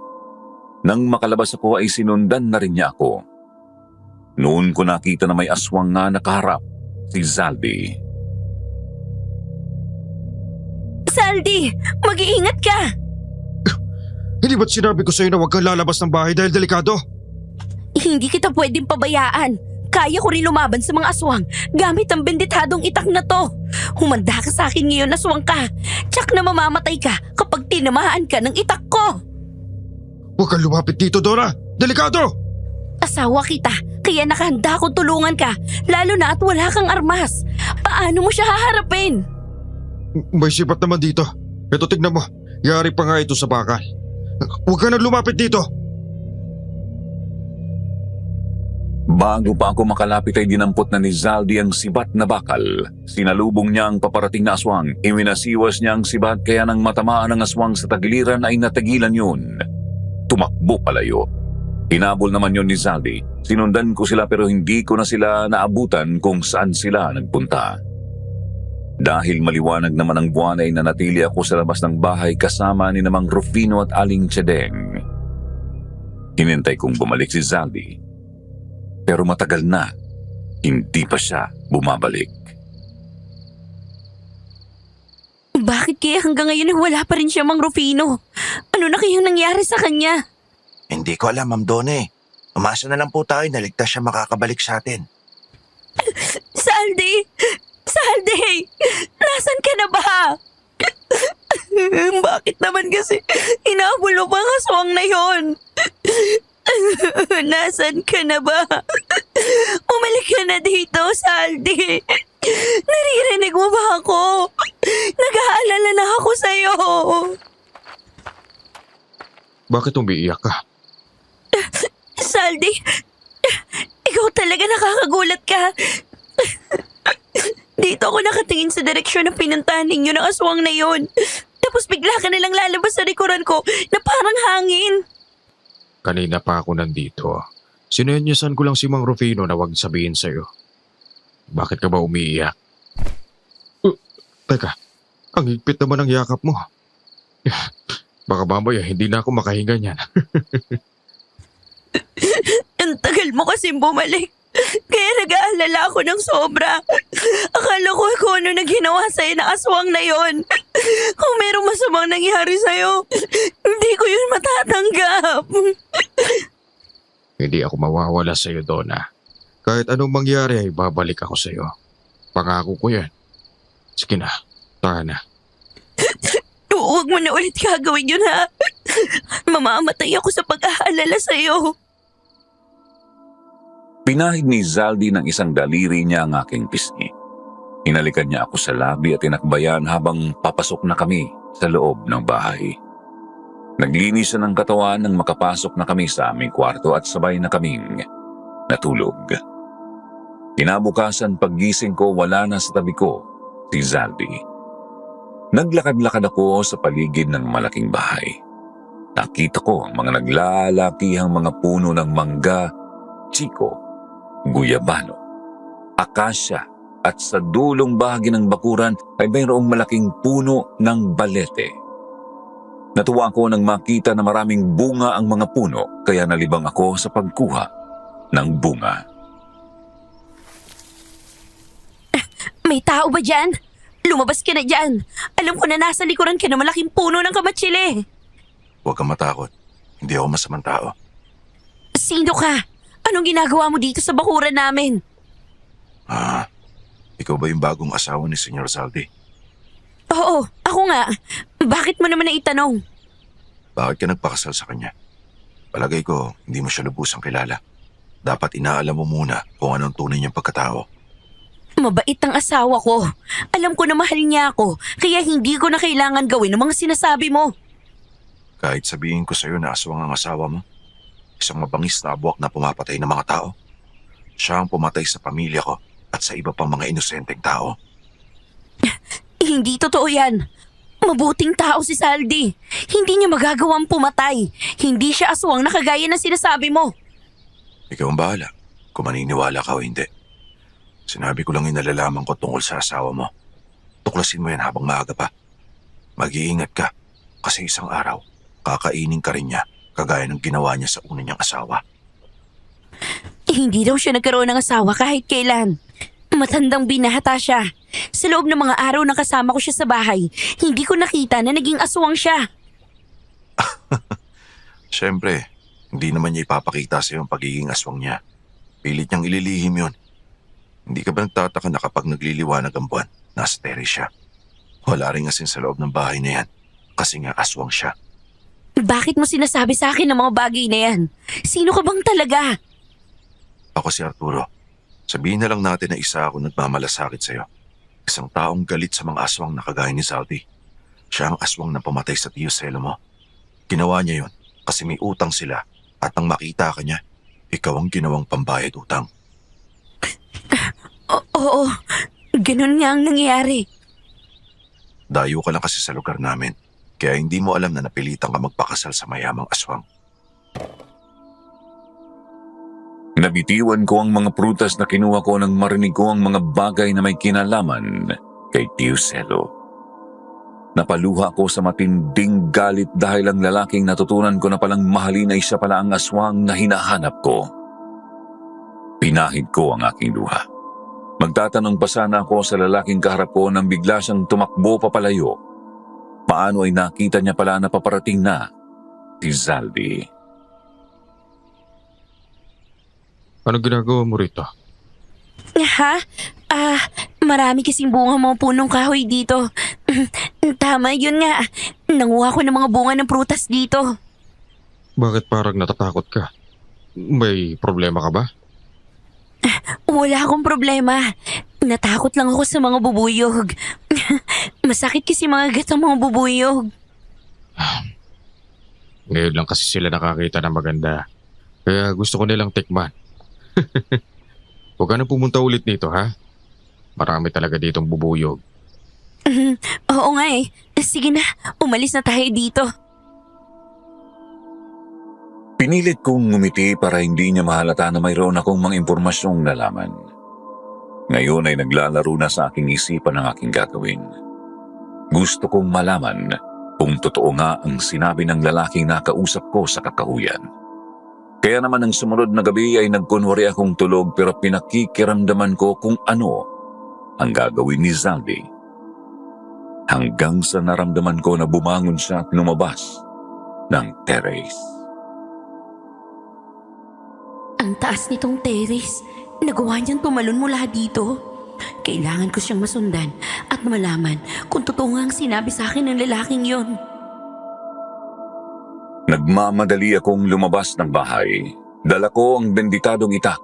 Isinuksok ko din sa bewang ko ang patalim. Napansin ko na maliwanag ang buwan kaya kahit paano ay nakikita ko ang daan. Tinungo ko ang direksyong pinuntahan ni Zaldi. Kakahuyan na ang bahaging yon. Naging malikot ang aking mga mata habang ginagalugad ang kakahuyan. Hanggang sa makarinig ako ng malakas na angilan ng mga halimaw. Marahan kong pinuntahan ang lugar kung saan ay nakita ko na nag-aaway ang dalawang halimaw, isang aswang at isang abwak. Hindi ako papayag na maghari kayo sa lugar na ito. Magdaraan muna kayo sa ibabaw ng aking bangkay. Parang totoo nga yatang sinabi sa akin ng lalaking yun. Ang abwak na yun ay si Zaldi dahil yun ang damit niya kanina. Di nagtagal ay nanalo sa labanan ang abwak. Napatay ang kalabang aswang. Humihinga lang ang buwak nang iwanan ang bangkay ng kalaban. Naglakad papalapit sa akin kasabay ang pagbabago ng anyo. Nagulat pa si Zaldi nang makita niya akong nakatayo at nakatingin sa kanya. Donna, magpapaliwanag ako. Totoo pala ang sinabi nila. Kaya pala palagi kang maraming sugat at mga peklas. Ikaw pala ang mabangis na halimaw na abuhak. Ikaw ang pumapatay sa mga natatagpo ang bangkay sa baryo. Huwag kang lalapit. Diyan ka lang. Tatagain kita nitong hawak kong itak. Isa kang malupit na abuhak. Natatakot na ako sa'yo. Mahal kita, Donna. Hindi kita sasakta. Huwag ka ba takot sa akin? Sinungaling ka. Ang mga halimaw na kagaya mo ay walang puso. Puro pagkukunwari lang palang pinapakita mo. Kailangan mo lang ako para ipakita sa mga tao na mabait ka. Para pagtakpan ng mga masasama mong gawa. Mamamatay tao ka. Wala akong pinatay na inosent ng tao. Lahat ng mga pinapatay ko ay puro mga aswang na gustong magasik ng lagim sa lugar na ito. Hindi ako papayag na sino man sa mga taga rito ay sasaktan nila. Kaya ako ang humaharap sa kanila. Yun ang dahilan kung bakit nagagalit sila sa akin. Kaya sinasalakay nila ako rito. Bakit kung kailan natutunan na kitang mahalin? Tsaka ako pa malalaman ng iyong nakakatakot na pagkatao. Kaya ba pinatay mo ang aking Tio Celo? Ha? Para gipitin sila? At pagkatapos, na makita mo naman ako, ay pinilit mo akong magpakasal sa'yo. Nagkakamali ka. Hindi ko pinatay si Mang Celo. Sinungaling ka! Abwa kang pumatay kay Tio Celo! Ikaw ang may motibo para gawin yun eh. Dahil may utang sila. Dahil sa ginawa mo, papatayin kita. Pwede bang makinig ka muna sa akin? Kahit ganito ang pagkatao ko, malinis naman ang budhi ko. Hindi ako pumapatay ng mga inosenteng tao. Sa halip nga, ipinagtatanggol ko pa sila laban sa mga aswang na gusto magasik ng lagim dito. Sinungaling, mamatay ka. Galit na galit ako nang sugurin ko si Zaldi. Magkakasunod na taga ang ginawa ko pero ang lahat ng yon ay inilagan lamang niya. Napakaliksi niyang kumilos, parang alam na alam niya ang mga susunod kong gagawing pag-atake. Hanggang sa mapasandal siya sa isang malaking puno. Muli ko siyang tinaga at tumama sa puno ang aking itak. Hindi ko na yun kaagad nabunot. Pinabig niya ang aking kamay kaya nabitiwan ko ang itak na nakabaon sa puno. Sige, patayin mo na ako kaysa mabuhay sa samahan ng loob. Huwag ka na maawa sa akin. Sige, patayin mo ako kagaya ng ginawa mo sa una mong asawa. Pwede bang pakinggan mo ko, Donna? Hindi pa ako nagkakaroon ng asawa kahit kailan. Kung sino man ang nagsabi sa iyo ng bagay na yon, malamang sa malamang ay sinungaling siya. Gusto lang niya masira ang ating pagsasama. Talagang masisira ang ating pagsasama sa Alde. Dahil ayoko na. Hindi ko kaya tumagal na makasama mamuhay ang isang halimaw na kagaya mo. Iiwanan na kita. Donna, bumalik ka! Pakinggan mo naman ako! Layuan mo ako. Hindi ako maaaring magtiwala sa isang kagaya mo. Pinatay mo ang tiyo sa elo ko. Kaya hindi ako titigil hanggang hindi ako nakakaganti sa'yo. Donna! Saan ka pupunta? Malalim na ang gabi. Delikado na ang panahon ngayon. Bumalik ka dito. Hindi ka pwedeng umalis. Huwag mo na akong sundan. Ayoko na. Maghiwalay na tayo sa Aldi. Pabayaan mo na lang ako. Hindi ako papayag na umalis ka. Hindi mo pwedeng gawin sa akin yan, Donna. Pakiusap. Huwag mo namang sabihin sa kahit kanino pa ng lihim ko. Magiging komplikado ang lahat ng bagay. Bago ako makalabas ng bakuran nila ay nakita kong humarang si Mang Rufino sa gate ng bakuran. Tumigil ako sa pagtakbo. Luha na akong tumingin kay Mang Rufino. Alam ko naman na mayroon din siyang mabait na puso, pero alam ko rin ang amo niya ang kanyang susundin. Pakiusap, Mang Rufino. Pabayaan mo na ako na makaalis dito. Alam ko na yung tunay na pagkatao ng amo mo. Natatakot na ako sa kanya. Hindi ko na kaya mamalagi dito. Ma'am Donna, kung bibigyan niyo lang ng pagkakataon si Senyor Zaldi, malalaman niyo na mabait talaga siya kahit may ganyan siyang pagkatao. Mahal na mahal kayo ni Senyor. Natural lang na sabihin mo yan, Mang Rufino, kasi amo mo siya. At syempre, ipagtatanggol mo rin siya. Pero hindi ako impokrita para maniwala sa ganyan. Kunwari na lang itutulak kita para hindi kanya pagalitan at isipin na tinulungan mo ako makalabas dito. Donna! Bumalik ka rito! Mang Rufino, pigilan niyo siya. Pakiusap, Mang Rufino. Huwag niyo po akong pigilan. Nang makita ko na papalapit na si Zaldi ay nagkasundo kami ni Mang Rufino na itutulak ko siya ng bahagya. Siya na ang kusang babagsak para isipin ni Zaldi na hindi siya naging pabaya. Kaya naman, nang bumagsak si Mang Rufino ay nagmamadali akong lumabas ng gate. Iyon naman ang pagkakataong nakalapit si Zaldi kay Mang Rufino. Mang Rufino, ayos lang ba kayo? Senyor Zaldi, patawarin mo ako. Hindi ko siya napigilan. Umupo na kayo rito, Mang Rufino. Diyan na muna kayo.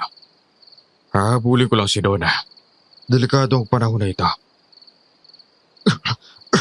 Donna! Nasa ka na ba? Huwag mo na akong pahirapan. Bumalik na tayo sa ating bahay. Nang marinig ko ang malakas na sigaw ni Zaldi ay nagpatuloy ako sa mabilis na pagtakbo sa lubak-lubak na kalsada. Halos hindi ako lumilingon sa aking pinanggalingan sa kagustuhang makalayo at matakasan si Zaldi. Pero likas kay Zaldi ang mabilis at malakas ng pakiramdam. Kabisadong kabisado na niya ang lugar na ito at nagulat ako nang makita kong nasa unahan na siya ng daan na tinatahak ko. Nahawakan niya ang kamay ko. Umuwi na tayo. Huwag mo nang pahirapan ang sarili mo. Hindi mo rin naman ako matatakasan. Bitawan mo na ako! Gusto ko na bumalik sa TIC ko. Parang awa mo na. Pabayaan mo na ako. Hindi kita pababayaang umalis ngayong gabi. Kung talagang gusto mo akong iwan, bukas ka na umalis. Hindi kita pipigilan. Gusto ko lang matiyak ang kaligtasan mo. Tama ng pagkukunwari mo. Alam ko ng pinaplano mo. Kapag pumayag ako makabalik sa mansyon mo, ikukulong mo na ako doon at hindi na pakakawalan. Donna! Kailan ka ba makikinig sa akin? Pwede ba kahit sandali lang kumalma ka muna? Hindi tayo magkakaintindihan kung palagi tayo nagsisigawan. O sige, eto, kalmado na ako. Patayin mo na rin ako, kagaya ng ginawa mo sa iba mong biktima. Hindi na ako tatakbo. Hindi na ako lalaban kasi alam ko naman na nagsasayang lang talaga ako ng pagod. Sinabi ko na sa'yo, hindi kita magagawang saktan. Pero ako, makakaya kitang saktan. Meron pa akong armas na narito sa katawan ko. Bago pa makaiwas si Zaldi, iwanasiwas ko na ang patalim na hinugot ko sa aking bewang. Nahiwa ko ang kanyang tiyan. Naramdaman niya ang hapdi niyon kaya napaatras siya. Yun ang sinamantala kong pagkakataon. Tinadyakan ko siya. Nang tumamba si Zaldi ay muli akong tumakbo. Noon ko naman muling nakita si Arturo. Hinatak niya ang braso ko at tinakpan ang aking bibig. Noong una ay pumalag ako pero kaagad siyang nagpaliwanag. Huwag kang maingay, Donna. Ako to, si Arturo. Arturo, ikaw nga ba yan? Ako nga. Mula nung magkausap tayo, pinantayin na kita. Kasi alam kong gagawa ka ng paraan para malaman ng lahat. Tama ngang sinabi mo sa akin. Isang mabangis na abuhak si Saldi. Nakakatakot siya, kaya nga tumakas na ako sa kanya. Gusto ko na siyang hiwalayan. Gusto ko na rin ibunyag sa mga taong baryo na siya ang aswang na gumagala at pumapatay. Yan nga ang tama mong gawin. Halika, tutulungan kitang tumakas. Dito tayo dumaan para hindi niya tayo masundan. Masusundan ka niya ng madali. Kung dito ka lang sa kalsada dadaan. Donna! Nasa ka na? Magpakita ka na sa akin! Umuwi na tayo! Naririnig ko pa din ang boses niya. Parang nasusundan pa rin niya tayo. Kaya nga bilisan mo pang tumakbo hanggang makarating tayo sa bahay niyo. At meron tayong mahihinga ng tulong doon. Talagang dapat malaman ni na Kapitan Renato ang buong katotohanan para mapigilan na siya sa paghahasik ng lagim. Kapag namatay na si Senyor Saldi, mabubuhay na tayo ng tahimik. Taong baryo na ang tutugi sa kanya. Tuloy-tuloy nga naming binaybay ang kakahuyan patungo sa aming baryo. Makalipas ang mahabang oras ng pagtakbo ay nakarating kami sa pinakasentro ng baryo kung saan nakatambay ang mga barangay tanod at si Kapitan Renato. Sinabi sa akin ni Arturo na ako na lang ang lumapit dahil kailangan niyang mabantayan kung nasaan na si Zaldi. Kapitan! Kapitan Renato! Tulungan niyo kami! Malalim na ang gabi, Donna. Aba, bakit pa kayo pumarito? Ano ba nangyari? Hinahabol kami ng abuhak, Kapitan Renato. Humanda kayo lahat. Paparating na siya rito. Kung gano'n ay humanda kayong mga kasama, talasan ninyo ang mga mata ninyo. Kailangan matapos ang paghasik ng lagim ng abuhak. Magandang gabi, Kapitan Renato. Senyor Saldi, magandang gabi din sa'yo. Bakit gabing-gabi na nandito pa kayo? Sinusundo ko lang ang asawa ko. Donna, halika na. Umuwi na tayo. Hindi na ako sasama sa iyo, Saldi. Umalis ka na. Kapitan Renato, siya ang aswang na sinasabi ko sa inyo. Siya ang salot na pumapatay dito. Tumigil ka na, Donna. Umuwi na tayo. Sinabi ko nang hindi ako sasama sa iyo. Donna, kung meron kayong hindi pagkakaintindihan pag-usapan ninyo ng maayos sa inyong bahay. Kagaya ng sinabi ko kanina, siya ang aswang na sinasabi ko sa inyo, Kapitan Renato. Siya ang abuhak. Sigurado ka ba, Donna? Oo, Kapitan Renato. Isa siyang abwak. Siyang pumatay kay Tio Selo. Nakita akong pagbabagong anyo niya. Kaya patayin niyo na ang taong yan. Hindi magkakaroon ng katahimikan ng baryong ito habang siya ay nabubuhay. Nang marinig ng lahat ng mga naroon ng aking sinabi ay bumakas ang galit sa kanilang mga mukha habang nakatingin kay Zaldi. Nang magsimula ng lumapit ang mga ito ay napaatras si Zaldi. May mga kalalakihang kaagad na sumugod, tinaga siya pero inilagan lang niya ang mga pag-atake na yon. Hindi siya lumaban sa mga tanod sa halip ay iniwasan niya ang pagsugod ng mga yon at di naglaon ay tumakbo siya papalayo. Hinabol naman siya ng mga taong baryo. Huwag natin siyang pabayaan makatakas, Kapitan Renato. Kailangan natin siya mahuli o mapatay. Sige, tayo na. Habulin natin si Senyor Saldi. Marami siyang dapat na pagbayaran sa atin. Hindi na nga tinigilan ng mga tao ang pagtugis kay Zaldi. Kahit saan siya pumunta ay nasundan namin sa tulong na rin ni Arturo. Hanggang sa makarating sa mataas na bangin ng lahat. Nasukol sa pinakadulo si Zaldi. Natigilan siya sa pagtakbo at hinarap kami. Donna, totoo ang lahat ng mga sinabi ko sa'yo. Sana paniwalaan mo naman ako. Sinabi mo na binahal mo naman ako, hindi pa. Dapat, sa pagkakataong ito, ipakita mo yun. Oo, tama ka. Minahal nga kita. Pero yun pala ang isang malaking pagkakamali na nagawa ko. Kasi, nagmahal ako ng aswang na siya ko palang hinahanap para gantihan. Ilang ulit ko bang sasabihin sa'yo na wala akong kasalanan? Mali ang ibinibintang mo sa akin. Mali ang ibinibintang ng mga tao. Sinungaling ka. Kapitan Renato, patayin niyo ng salot na yan. Pero Donna, parang ordinaryong tao lang naman siya. Kung si Senyor Saldi talaga ay isang mabangis na abwak, sana kanina pa niya binago ang anyo niya. Sana naging abwak na siya at sinalakay tayo para ipagtanggol ang sarili niya. Hindi niya talaga gagawin niya, Kapitan. Para linlangin tayong lahat. Ang dapat dyan, sinisibat ng ganito. Tumama sa tiyan ni Zaldi ang pinakawalang sibat ni Arturo. Napatras siya at nahulog sa malalim na bangin. Sa ibaba niyon ay naglalakihang bato sa ilog kaya ang sino mang mahulog doon ay hindi na mabubuhay pa. Luhaan akong lumapit ng dahan-dahan sa bangin.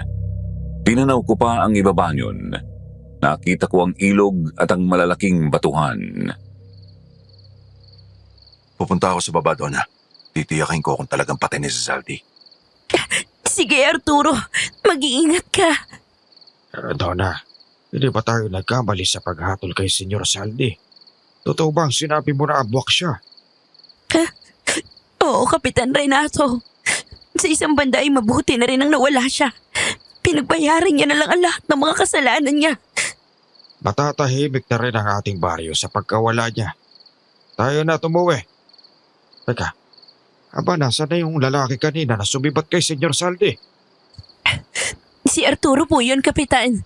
Siya ang tumulong sa akin para makatakas kay Saldi. Katulad natin ay may mga mahal din siya sa buhay na naging biktima nito. Pero nasa na siya?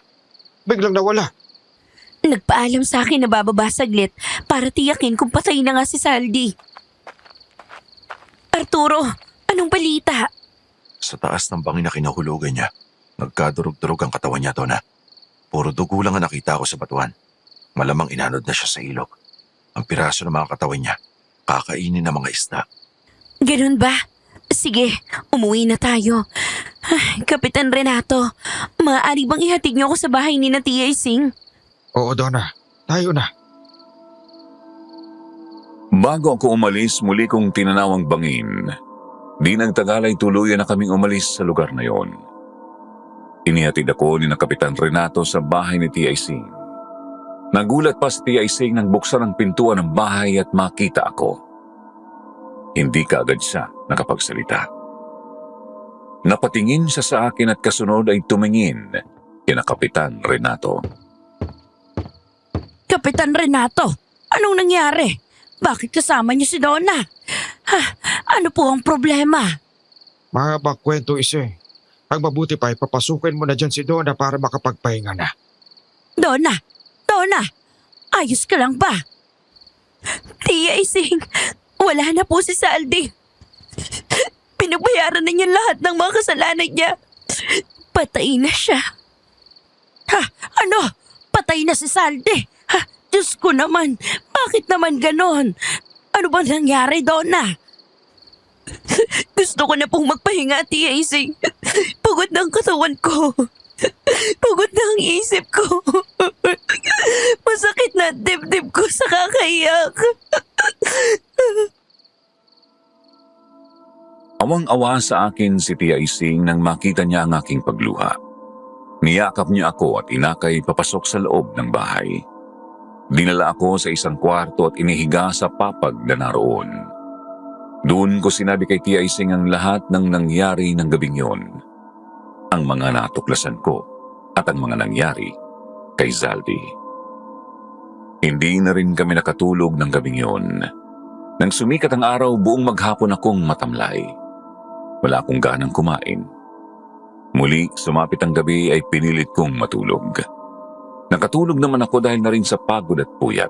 Umaasa na sa pagsapit ng susunod na araw, magiging maayos na ang lahat.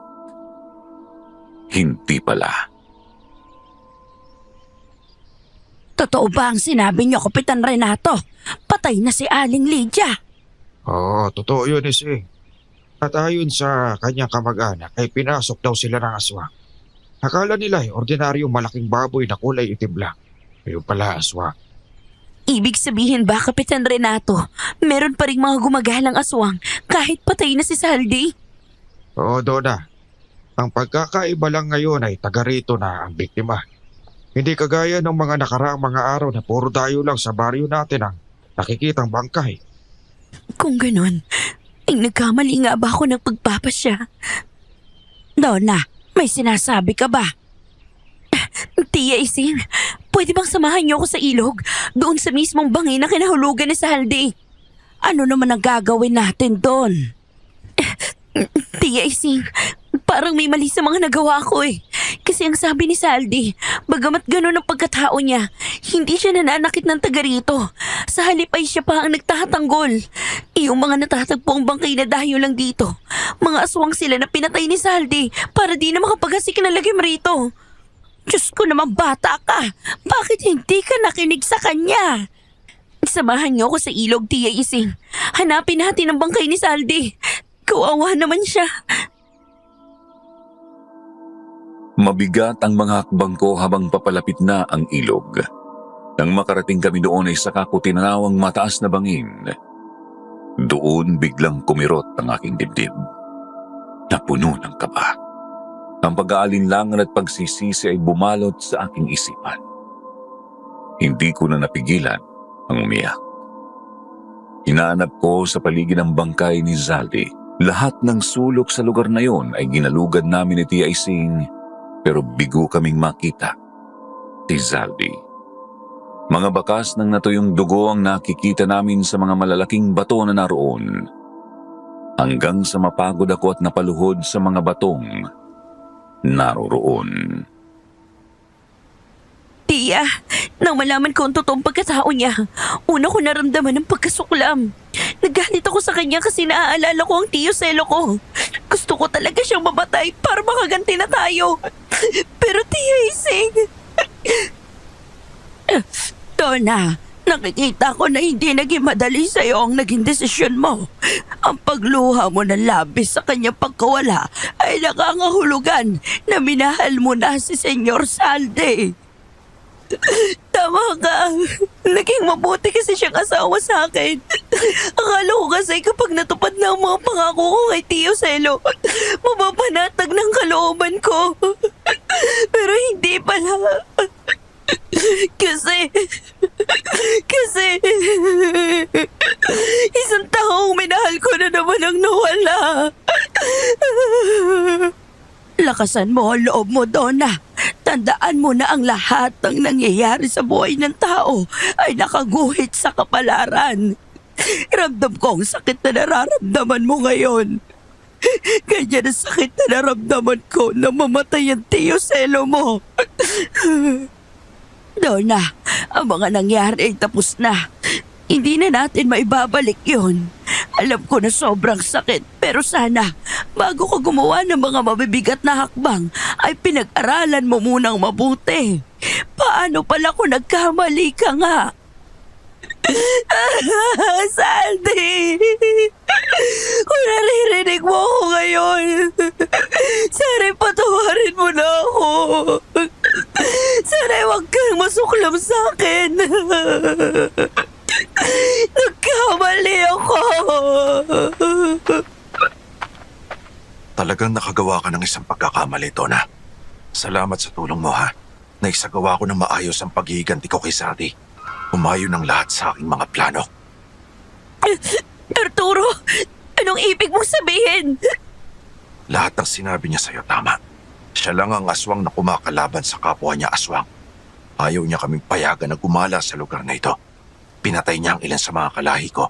Kaya para pag inita siya ng mga tao, kinaya ko ang anyo niya nang patayin ko ang tiyo selo mo. Walang iya ka. Ikaw palang walang pusong halimaw na pumatay kay Selo. Alam mo bang dahil sa kanyang pakikialam sa amin, nagutom kami. Kaya nga ang ibang kalahi ko, pati bangkay sa sementeryo, pinagtiyagaan. Pero nalason siya. Nang malaman ko may gusto siya sa iyo, Donna, at nagpakasal kayo, naisip ko na ikaw ang gagamitin ko laban sa kanya. Kasi hindi kanya masasaktan at nangyari nga ang plano ko. Napakasama mo. Sana pala hindi ako naniwala sa mga sinabi mo. Sana pala pinakinggan ko si Saldi. Ngayong wala na siya, wala nang ahadlang sa amin. Malaya na naming magagawa ang mga gusto namin. At sinimulan na namin yun kagabi. At mula ngayon, amin na ang baryong ito. Lahat kayo dito, magiging pagkain namin. Napakasama ninyo. Hindi kayo magtatagumpay. Isusumbong namin kayo sa mga taong baryo. Sa palagay niyo ba ipapayag ako na sirain niyo pa ang aking mga plano? Hindi kayo makakalis dito. Mananatiling lihim ang lahat dahil papatayin ko na kayo ngayon. Huwag mo kaming takutin. Tirik na tirik ang araw. Paano mo magagawa ang gusto mo? Lalabanan kita. Walang problema sa akin kung araw man o gabi. Ako ang klase ng aswang na kayang gayahin kahit na anong anyo. Tatapusin ko kayong dalawa ngayon. Nang makita ko na susugod na si Arturo ay umatras ako. Pinapwesto ko sa aking likuran si Tia Ising. Hinugod ko sa aking bewang ang patalim at iwinasiwas kaya nagulat si Arturo. Napaatras siya. Nang muli siyang akmang susugod ay 3 malalaking bato ang tumama sa kanyang mukha. Galing sa likuran namin ang mga bato. Pumutok kaagad ang kilay niya. Umagos ang dugo kaya naman galit na galit siya. Sinong babato sa akin? Ikaw pala ang dahilan. Kaya nagagalit sa akin ang asawa ko. Ilason mo ang isipan niya para lang tuluyan na masira ang pagtitiwala niya sa akin. Saldi! Buhay ka! Oo, Donna. Nabuhay ako. Hindi naman ako napuruan ng walang hiya na ito. Nahulog ako sa bangin at nagkaroon ng maraming suka. 2 araw at gabi ako nagpagaling. Pagkatapos nun ay palihim pa rin kita binabantayan. Lalapitan na sana kita habang umiiyak ka. Pero naunang lumapit ang aswang na ito. Patawarin mo ako. Ngayon ko lang nalaman na malaki kong pagkakamali. Huwag ka mag-alala. Hindi mo yun kasalanan. Kasalanan yun ang aswang na ito. Nahulog ka sa kanyang mga plano. Ginamit niya para gumanti sa akin. Nakaligtas ka pala. Hindi mo tiniyak ang aking kamatayan, tanga. Sinabi ko na sa'yo, huwag na huwag mo akong pakikialaman. Huwag na huwag mong pakikialaman ang mga taga rito. Pero pinatay ninyo si Aling Lydia. At ang kabayaran noon ay ang kamatayan mo. Kung nagawa mong patayin ang aking mga kasamahan, ibahin mo ako. Hindi mo ako matatalo sa labanan. Dahil lahat ng klase ng halimaw ay kaya kong gayahin. Pagbabayarin kita sa lahat ng ginawa mong panggugulo sa buhay namin, Donna! Ang kamatayan mo ang magiging babala sa sino man sa inyong mga kasama na huwag na mag-aasik ng lagim dito. Galit na sumugod si Arturo. Magkakasunod na pag-atake ang ginawa niya pero ang lahat ng iyon ay naiwasan lang ni Saldi. Matapos ay malalakas na suntok ang ginawa niya na tumama sa mukha ni Arturo. Kaagad yung nanlumo at napaluhod. Nawalan ng malay. May dala palang lubid si Zaldi at kaagad na iginapos si Arturo. Pinasan at dinala sa plaza. Doon itinali. Kaagad namang nalaman ng mga taong baryo ang nangyari. Nang matauhan si Arturo, napapaligiran na siya ng mga tao. Kapitan Renato, ang aswang na yan ang pumatay kay Aling Lydia. Kayo nang bahalang humatol sa kanya. Kapag nakawala ako dito, lahat kayo babalikan ko. Kakainin ko kayong lahat! Hindi na mangyayari yun, halimaw ka! Dahil kamatayan ang magiging hatol ninyo sa amin. Sunugin natin ang buhay ang aswang na ito! Sunugin na yan, Kapitan Renato! Dapat lang siyang mamatay. Saldi, pwede mo pa ba akong patawarin at tanggapin? Alam ko na nagkamali ako eh. Nakita ko ang pagluha at pagsisisi mo sa ilog. Alam ko na mahal mo ako. Kaya, hindi naman ako nagagalit sa'yo. Ako nga ang dapat na magtanong kung kahit na ganito ako matatanggap mo ba ako? Oo naman, mamahalin kita maging aswang ka man. Pero mabuting aswang. Ayos. Halika nga, payakap nga. At saka baka pwede pahalik na rin. Nakakahiya naman. Ang daming tao. Huwag ka nang mahiya. Bumawi ka na sa kasalanan mo. Magtatakip na lang kami ng mga mata. Kasunod niyon ay nagkatawanan ang lahat. Masaya kaming nagbalik ni Zaldi sa kanyang mansyon. At para sa katahimikan ng aking kalooban, tinalikuran niya ang pagiging aswang. Iniluwa niya ang batong itim at inilibing. Mula noon, namuhay kami ng normal at masaya. At yan po ang aking karanasan tungkol sa mga aswang, Sir Jupiter. Isang aswang na natutunan kong mahalin, na ginawa ang lahat para sa aking kaligayahan. Sana po ay naibigan niyo ang aking kwento at sana mayroon ding aral na natutunan. Hindi tayo dapat humahatol kaagad ng ating kapwa dahil kagaya ng mga normal na tao, mayroon ding mga aswang na may mabuting kalooban. Marami pong salamat at God bless us all.